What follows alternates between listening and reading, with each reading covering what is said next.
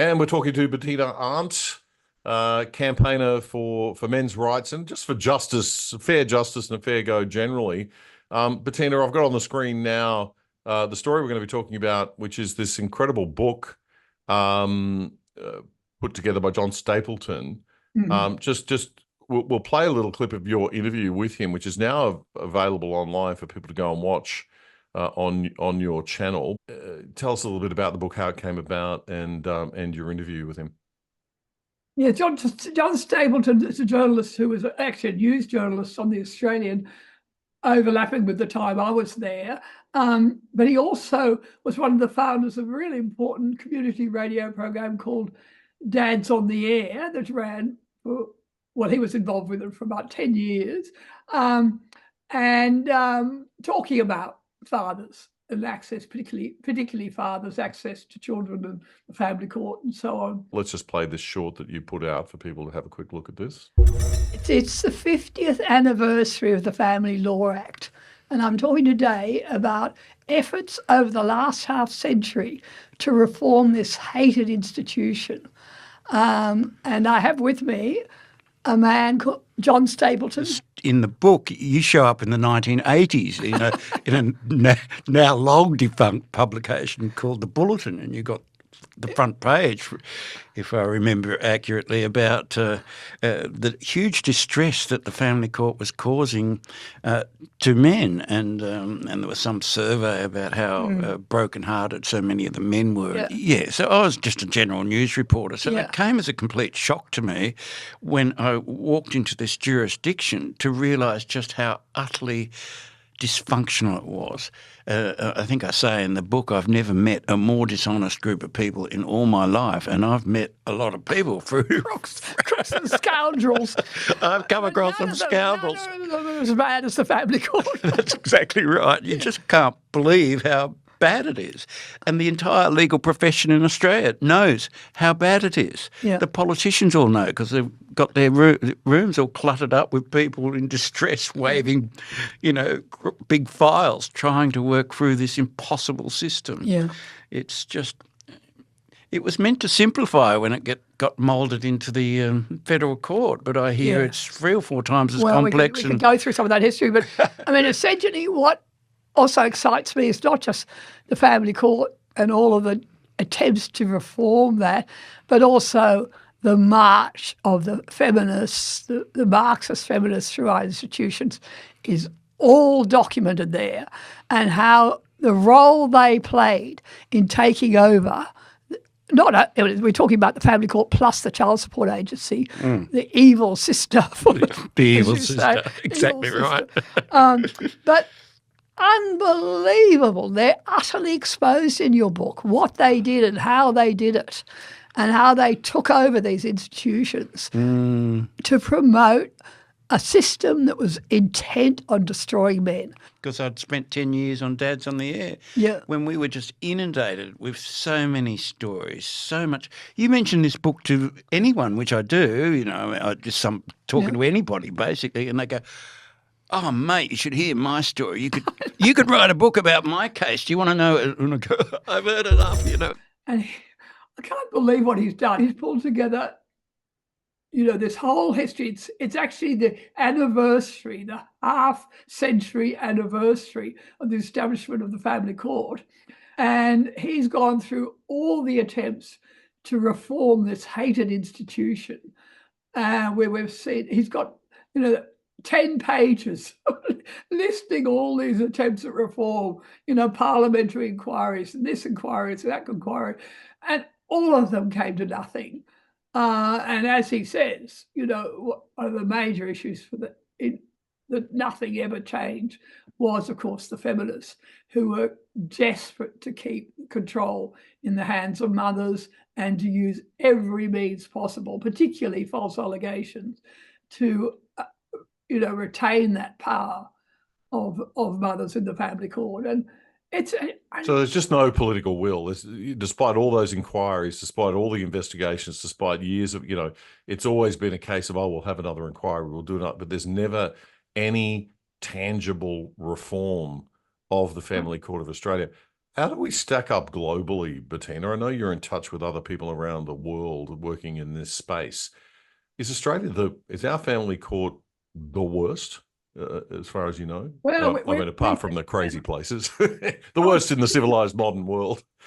I was talking to a woman who works in a sort of support capacity in the family court in Britain, and she's been out here helping with another case of some friend she knows here. And she said she couldn't have believed how much worse it is than Britain. She always thought Australia, nothing could be as bad as what she was dealing with. I mean, we're right up there. That's for sure, as one of the most anti-male courts in the world. How's it got that bad?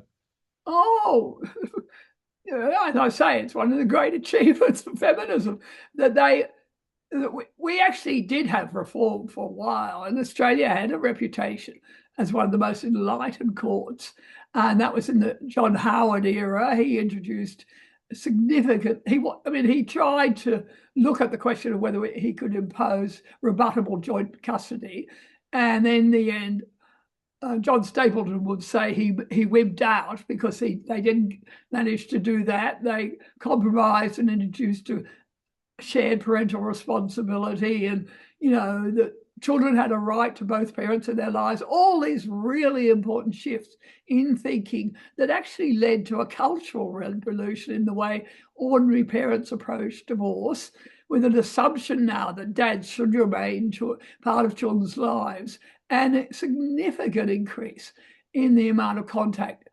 dads are having who managed to avoid going near the court, and some increase in what the court was awarding. So there was a big shift.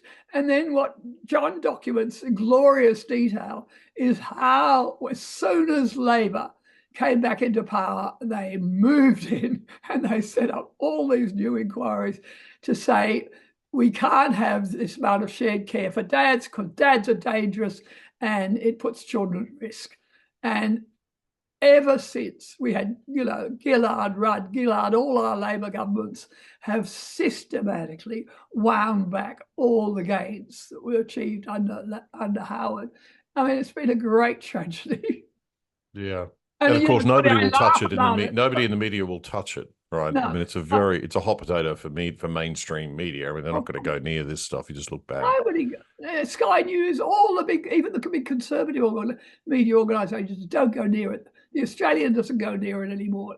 It is untouchable because feminists run all our major mainstream media publications now and broadcasting channels. I mean, but it's funny. I was just thinking how I'm laughing about this my conversation with John, which we videoed. There's a lot of laughter, but it's really gallows humour because it's unspeakably grim, and the story after story that just do your head in because they're so ghastly, so unbelievable. What's happening to fathers in our family court? Yeah. But worth reading and an important read, no doubt. So, getting a hold of John's book. This is our social history. This is a critical component. These are key institutions in our culture, and it absolutely matters that they've been captured. And this book is just extraordinary. I mean, it's 600 pages, very heavy going, but it's got glorious stuff in there in terms of ordinary mums and dads. It's not just the dads. It's, the second wives who can't afford to have children themselves because they're spending all their money on legal fees. It's the mums, it's the sisters of these men. There are huge numbers of women, grandmothers, of course, huge numbers of women who've been... Huge numbers of women are affected. Yeah, huge numbers of women are affected to prop up the ideology of a very small minority of women in our community, I think. I don't think that the radical left-wing feminist that supports and drives this sort of thing actually represents more than 15 or 20% of the women, let alone the people in our community. Yeah. And they are in positions of power. They abuse that power on a daily basis. They are not accountable. They're not held to account by the media. They're certainly not held to account by the legal system because they're running the legal system. They're not held to account by the bureaucracy of the government because they run the bureaucracy of the government. the whole thing is out of control, and they need to be brought to heel somehow by the rest of us in some way. And the only way to do that is at the ballot box. Yeah, you're absolutely right. But what we need is evidence, and this book is the evidence is there of how the role they've played, the role feminism has played in destroying this institution, and somehow we have to get that out there, Damian. It's just really important.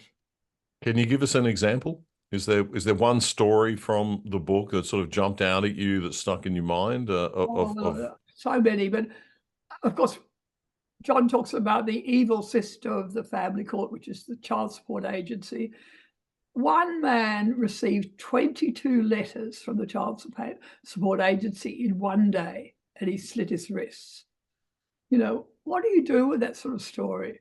It's just heartbreaking.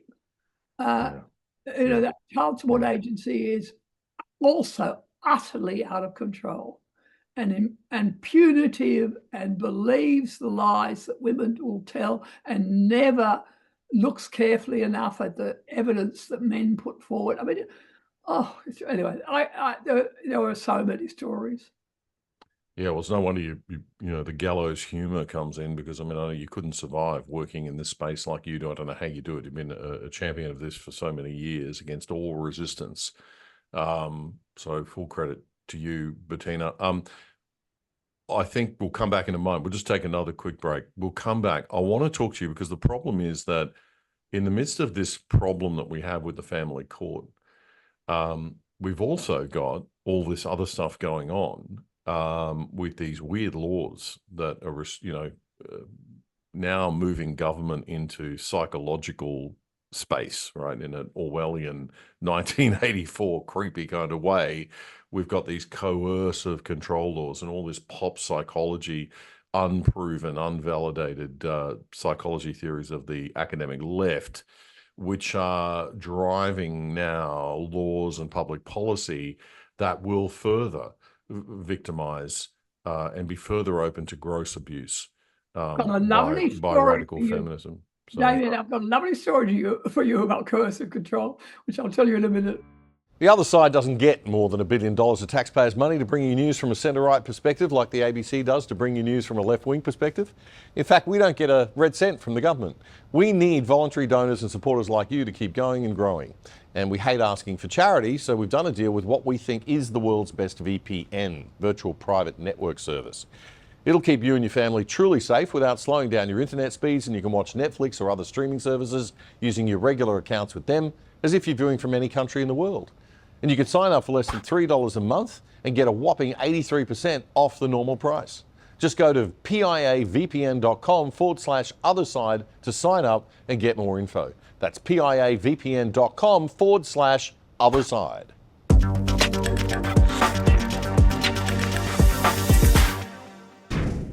The Other Side with Damian Coorey is Australia's best independent news commentary show. As we enter our 5th year, we're going to be bringing you more content via our YouTube and X channels at Other Side Oz with The Other Side Unplugged. More content when it matters, but only when it matters, so you don't miss a thing. Subscribe now to our YouTube channel at Other Side Oz by clicking the button and the bell below the picture frame, and follow us on X now at Other Side Oz. That's AUS at Other Side Oz. It's free.